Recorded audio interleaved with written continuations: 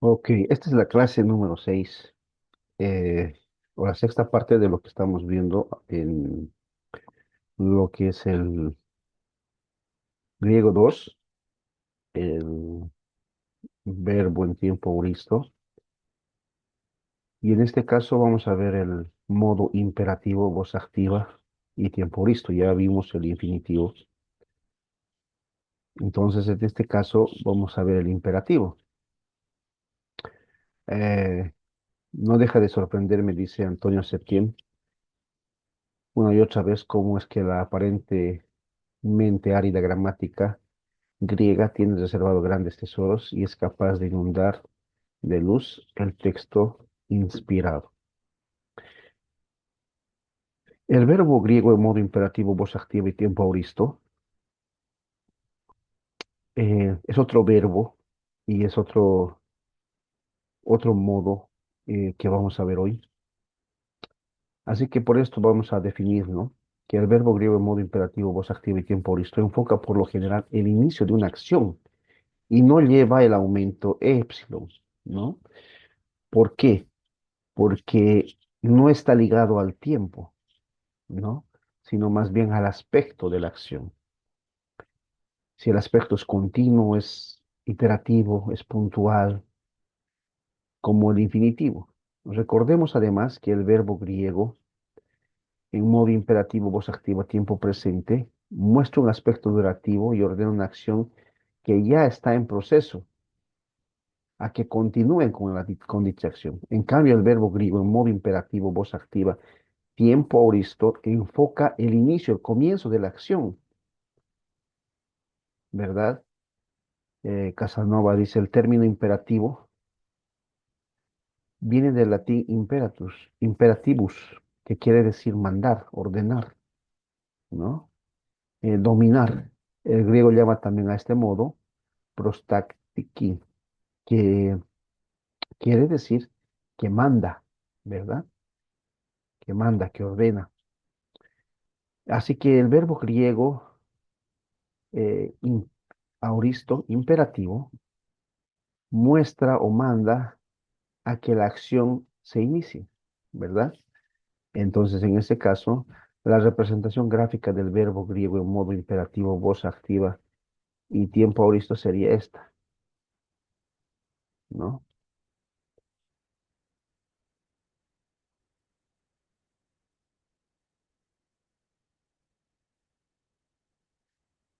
Vale, sería esta. Entonces, lo que habría que hacer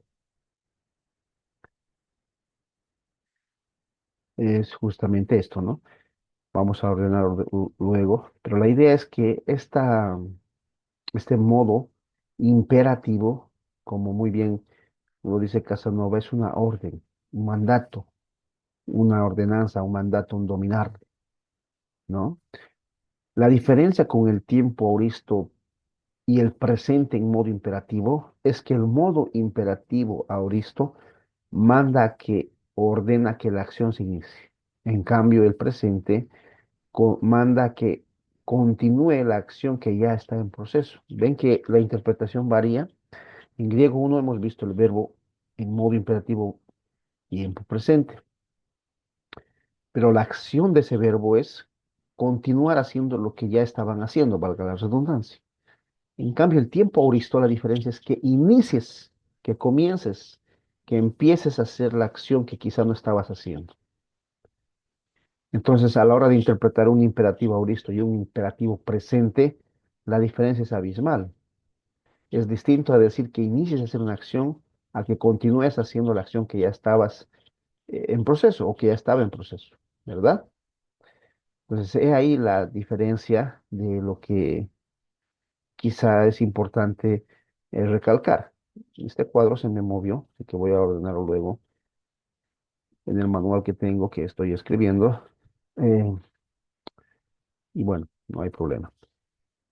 La tabla de frecuencias. Normalmente este verbo imperativo auristo en voz activa simplemente aparece aproximadamente 840 veces, solo en voz activa. No hemos calculado voz media y pasiva.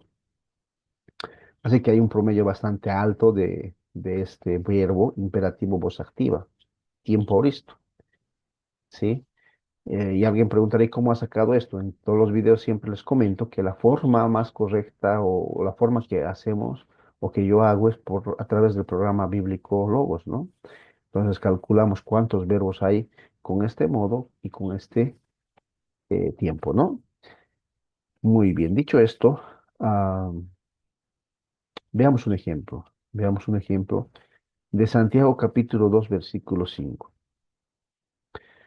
Dice, acusate adelphi mu agapiti, agapiti, ¿no? Hermanos míos, amados, escuchad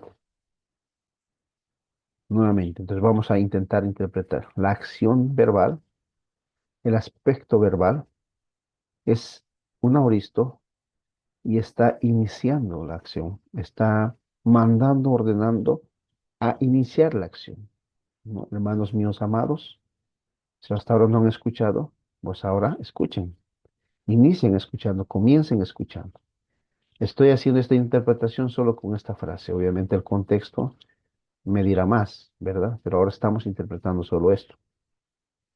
El verbo imperativo, como su nombre indica, ordena, manda, y por eso normalmente en nuestra Biblia Reina Valera 60 y en algunas otras, siempre termina en at, ¿no? Escuchar, ¿no? Entonces, ¿por qué? Porque es el español arcaico, si vale el término, y bueno, me puede facilitar en algún sentido este tipo de verbo a entender que es un imperativo. No siempre pasa, pero es así, digamos, como puedes tú ah, mirar esto, ¿no? Otro ejemplo también en Santiago capítulo 4 versículo 8, en Gisate to theo, quiere decir acercaos a Dios, una orden, un mandato. Aunque en español quizá tú puedes leer acercaos a Dios, que como que no suena mucho de mandato, de orden, ¿verdad? Pero cuando tú entiendes el griego y ves al aspecto verbal, ves al modo verbal, vas al tiempo verbal, vas a, a la persona y al número, te das cuenta que lo que el autor está haciendo es ordenándote, mandándote, o algunas veces incluso el imperativo, suplicándote a que te acerques a Dios, a que te apegues a Dios, a que vuelvas al Señor, ¿no? Y gracias a Dios que el evangelio que nosotros predicamos, el evangelio que predicamos, es un evangelio que manda al hombre y a la mujer que se arrepienta de sus pecados y vuelva al Señor. Y Dios está dispuesto a perdonar pecados pasados, presentes y futuros. Escucha bien esto. El evangelio manda, o el evangelio me dice que Cristo puede perdonar pecados pasados, presentes o futuros.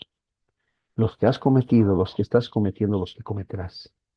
Ahora, eso no me da licencia a seguir pecando, obviamente, pero hermano, amigo,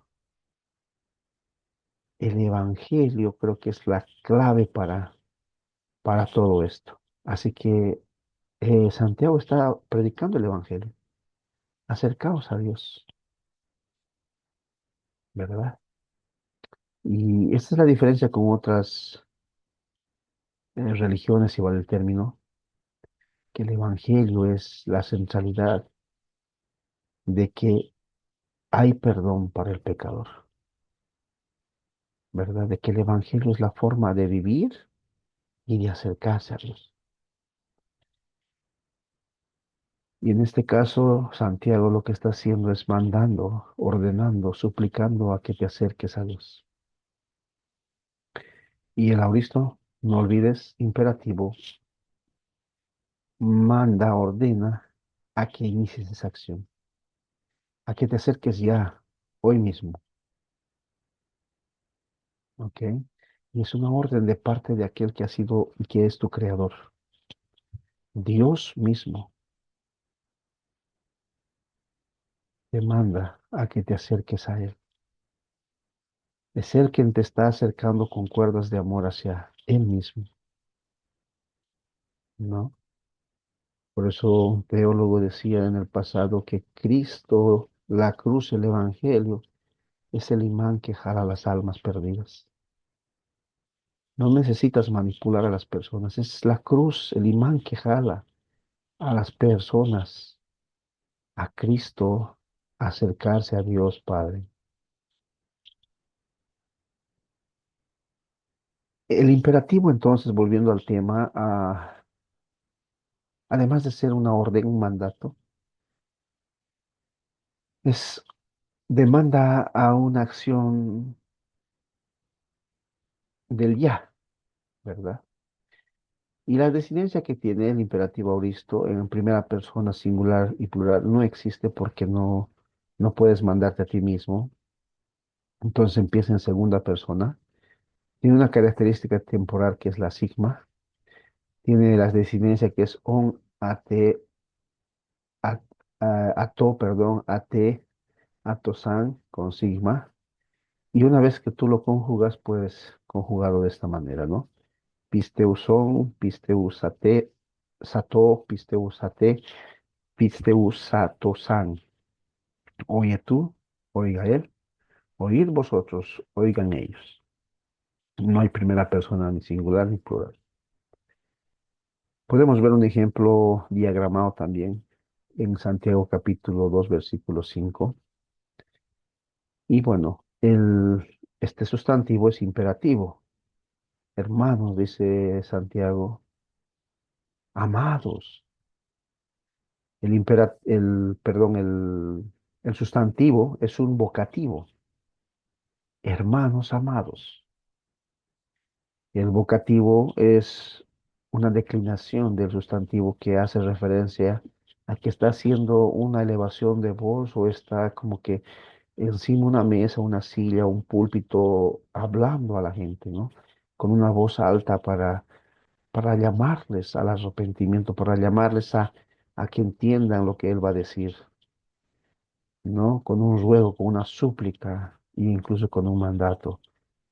Esto da más énfasis al verbo. Hermanos amados, hermanos míos y amados, ustedes, vosotros, escuchad este evangelio. Si no lo han hecho antes, háganlo ahora. Imperativo aoristo. Oh, hermano, imagínate a Santiago encima de la mesa, encima de la silla, no sé, en un lugar mucho más alto que los hermanos, gritando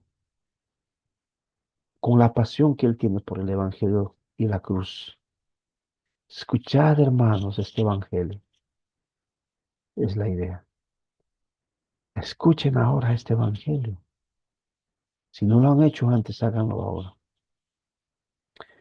Y otro ejemplo que es, por cierto, el vocativo se diagrama de esta manera. Este es un adjetivo, este es un sustantivo y este es un pronombre, ¿no? Este es otro pronombre.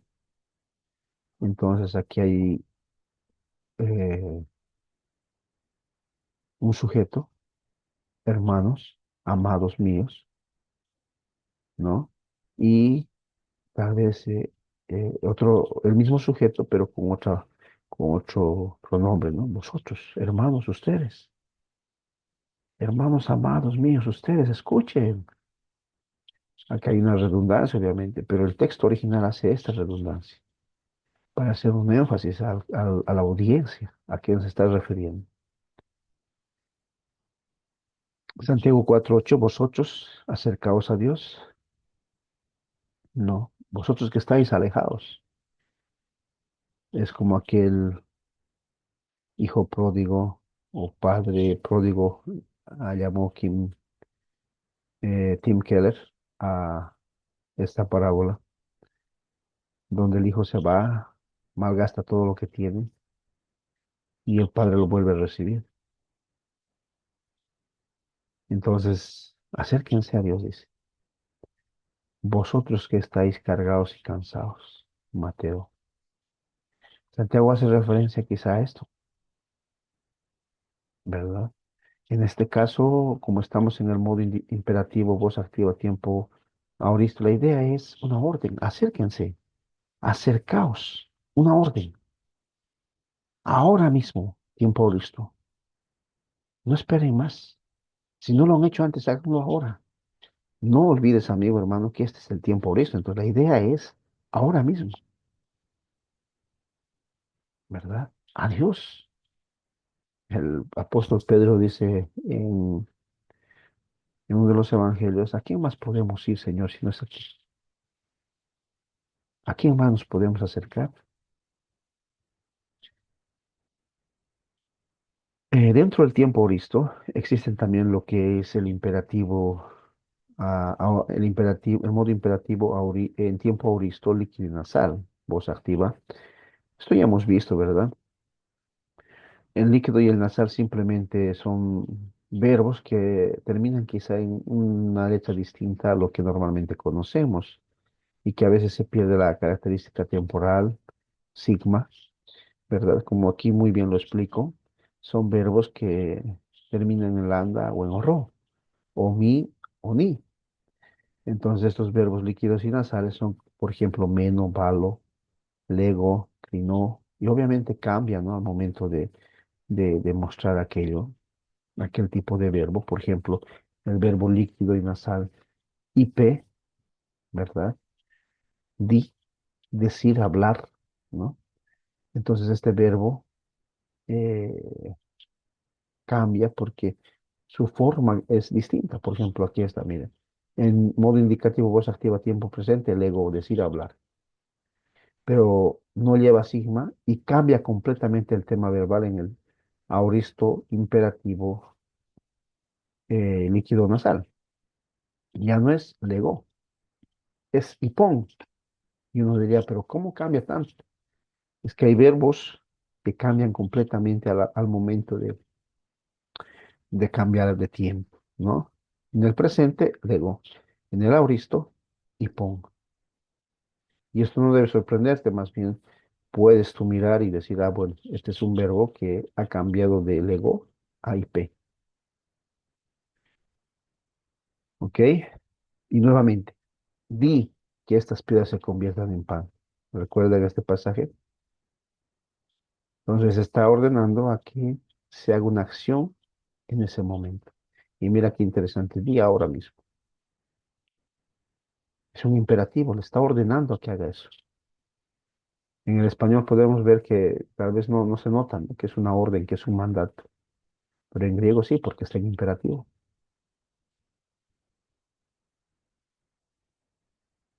Vale, entonces, como estos verbos existen varios, uno de ellos es el que hemos visto, crinete, juzgar. Vosotros, dice, justo es delante de Dios si vosotros juzgad, ¿no? Obedecer a ustedes, obedecer primeramente a Dios. Entonces, esta es una oración completa, una oración también en algún sentido compleja, porque es un verbo, o es una diagramación que tiene, miren, una, dos, tres, cuatro verbos, ¿verdad? Que es bastante larguita. Entonces, es bastante larga, ¿no? Y vamos a intentar, digamos, diagramar o intentar interpretar esto leyendo. Vosotros juzgad si es justo delante de Dios, dice el autor, que, ¿no? Obedezcamos o obedecer a ustedes o obedecer primeramente a Dios. ¿Qué es justo delante de Dios? Obedecer a ustedes o obedecer a Dios primeramente. Entonces, así es como se diagrama. Juzgat, imperativo. Este es copulativo, verbo copulativo, ¿verdad? Verbo y mí. Ahora aquí está otro infinitivo, obedecer. Y este verbo de acá es un verbo tácito que hemos puesto porque está haciendo una comparación, ¿verdad? Entonces esta conjunción de acá nos manda que pongamos un verbo tácito. Acuí, acá, pero en español porque es tácito. Podemos poner en griego, por supuesto. Sin embargo, entre paréntesis para dar a entender que es un verbo tácito que nosotros estamos poniendo por razones contextuales. Al momento de traducir, podemos poner el verbo en español, por supuesto. Da mejor idea. Obedecer a ustedes. ¿Qué es mejor? ¿Obedecer a ustedes? ¿O es mejor obedecer primeramente a Dios? ¿Cuál es mejor? ¿Ven que hay una comparación acá? Por eso hemos diagramado de esta manera. ¿Qué es mejor? ¿Obedecer a ustedes o obedecer a Dios? Y la respuesta es obvia, ¿no? Como este adverbio dice, primeramente, lo mejor es obedecer a Dios. Y eso es justo delante de Dios. Va. Bueno, entonces, hermanos, el imperativo auristo es de este tipo, ¿no? Y bueno, existe también el auristo segundo, que al final no tiene mucha diferencia, ¿no? Simplemente el auristo segundo cambia de tema. Verba, recibid. Y dijo a ellos, o les dijo a ellos, recibid el Espíritu Santo. Juan 20:22, ¿no?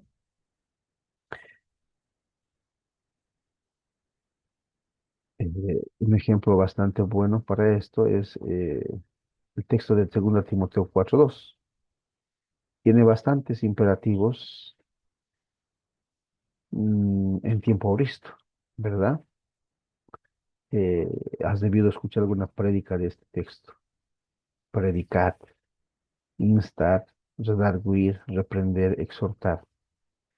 Entonces el apóstol Pablo lo que hace justamente aquí es esto, es mandar, ordenar, suplicar, ¿no? En modo imperativo, en tiempo auristo, que lo hagan ya mismo, primero a que prediquen la palabra. Predicad la palabra. Timoteo, tienes y debes predicar la palabra. Es distinto que te digan, "Time- Timoteo, por favor, predica la palabra, simplemente, a que te diga, Timoteo, te ordeno, te mando a que prediques la palabra. Ahora es interesante, ¿no? Timoteo predica, Jeruso. ¿Qué? ¿Qué voy a predicar, Pablo? No tus ideas, no tu lógica, la palabra de Dios, ¿no? Ton logón, el logos. Predica al verbo, predica a Cristo, predica el evangelio, ¿sí? De Génesis a Apocalipsis. Quizá aquí en Queruso podía poner otra cosa. ¿Predica qué? Predica, no sé, buenos consejos, predica moralismo, predica otra cosa. No, no. Predica a Tom Logón, la palabra inspirada, útil para redarguir, reprender, exhortar, ¿no? Predica la palabra, no otra cosa. Y es una orden, Timoteo, que lo debes hacer ya, desde ahora, ya hazlo siempre. Pero no solo eso, dice Pablo, además, insta, ¿no? Insiste a tiempo, uqueros y aqueros, y fuera de tiempo, kairos, a tiempo y afuera de tiempo. Y quieros, perdón, y kairos, a kairos. Insiste, ¿en qué? En predicar la palabra. A tiempo y fuera de tiempo, insiste, con la palabra. El complemento directo a la palabra debe estar repetido en el complemento de insiste. Ahora, cuando el apóstol Pablo dice insiste, no está diciendo otra cosa que mm, la primera vez quizá no te escuchen y no cambien, porque al final el cambio lo hace el Evangelio. ¿Qué debes hacer? Seguir insistiendo, pero con la palabra.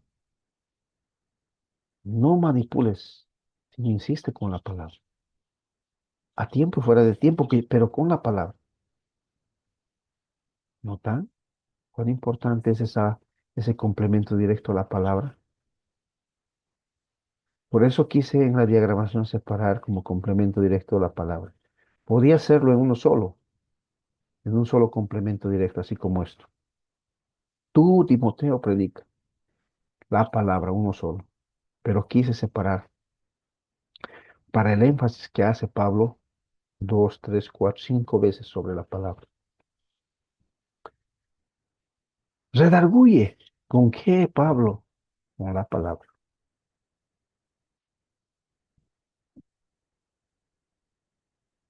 Exhorta. Cuando alguien se está desviando del camino, jálale de la oreja, es la idea, y vuélvelo al camino. Tráelo nuevamente al camino. Hazlo ya, Pablo o Timoteo. Es una orden, un mandato, en modo imperativo, en tiempo auristo. Hazlo ya, pero con la palabra. No con tus buenos consejos, sino con la palabra. Reprende. Pablo, ¿con qué voy a reprender? Con la única cosa que puedes hacerlo, con la palabra. ¿Por qué? Porque es inspirada por Dios, dada por Dios. Es lo que trae cambios a nuestra vida. Así que hazlo con la palabra de Dios. Reprende. Es una orden, un mandato, una exhortación, una orden imperativa. Y debes hacerlo ya porque está en Auristo. Exhorta. Pablo, ¿con qué voy a exhortar? Con la palabra. ¿Notas, querido amigo, hermano? Aquel que predica, aquel que enseña, aquel que está reprendiendo, exhortando, instando, predicando, debe hacerlo con la palabra, a través de la palabra, por medio de la palabra y en la palabra.